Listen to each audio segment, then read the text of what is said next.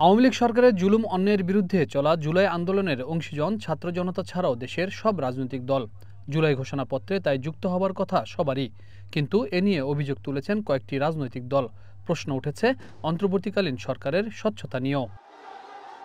সকালে সংবাদ সম্মেলন করে বিপ্লবী ওয়ার্কার্স পার্টির নেতারা জানান, জুলাই ঘোষণাপত্রের বিষয়ে আগে যোগাযোগ করেনি অন্তর্বর্তী সরকার। হাতে গোনা ৩-৪টা দলের সাথে আলোচনা করেই প্রস্তুত করা হয়েছে জুলাই ঘোষণাপত্র।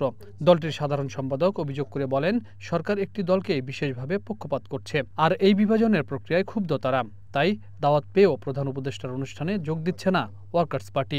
গুরুত্বপূর্ণ ছিল সরকারের নিরপেক্ষতার প্রশ্ন। চরিত্রের দিক থেকে তো সরকার কিছুটা তত্ত্বাবধায়ক সরকারের মতোই, অর্থাৎ একটা দল নিরপেক্ষ অন্তর্বর্তী সরকারি ভূমিকা তারা পালন করবেন।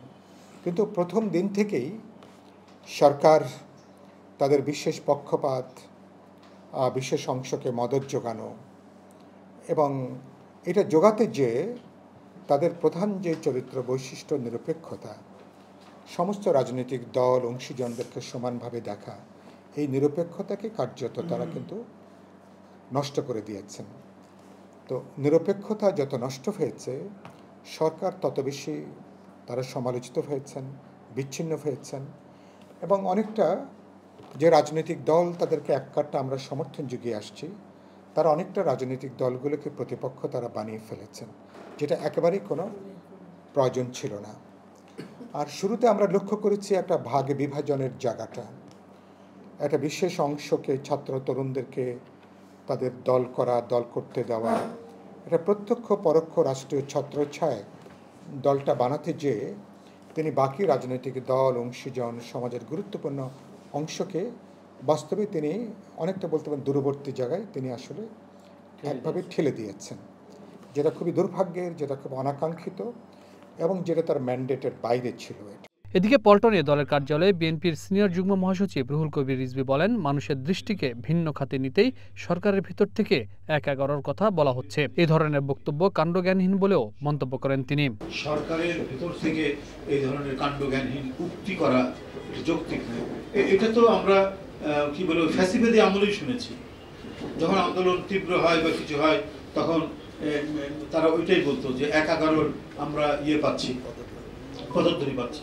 শেখ হাসিনা বলেছে, ওবায়দুল কাদের বলেছে। তো আজকে অন্তর্বর্তীকালীন সরকারের ভিতরে যারা আছেন তারা এই কথা বলার অর্থ কি? তারা কি জনদৃষ্টিকে ডাইভার্ট করতে চান? এই ধরনের কথাগুলো তো জনদৃষ্টিকে ভিন্ন খাতে নিয়ে গিয়ে মানে অন্য কোনো উদ্দেশ্য হাসিল করা, এটা দায়িত্বশীল কোনো বক্তব্য হতে পারে না কোনো উপদেষ্টা, এটা কখনোই হতে পারে না। এটা কোনো হীন উদ্দেশ্য নিয়ে এই সমস্ত কথাগুলো বলা হচ্ছে। অন্যদিকে জুলাই আগস্ট গণঅভ্যুত্থান বিজয় উৎসব পালন করেছে বাংলাদেশ জামায়াতে ইসলাম। অনুষ্ঠানে দলটির নেতারা বলেন, পিআর পদ্ধতিতেই নির্বাচন হতে হবে, সংস্কার ছাড়া নির্বাচন দিলে জনগণের সাথে বেইমানি করা হবে বলেও জানান তারা।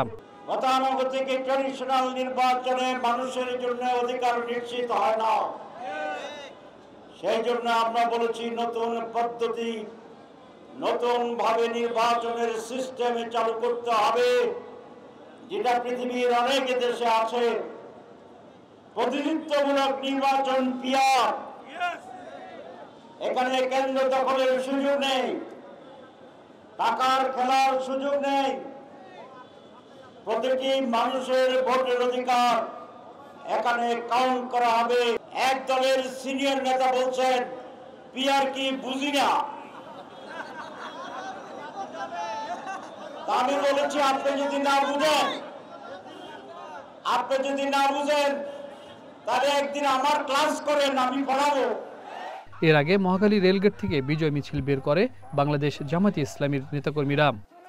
Habib Rahman, one news, Dhaka.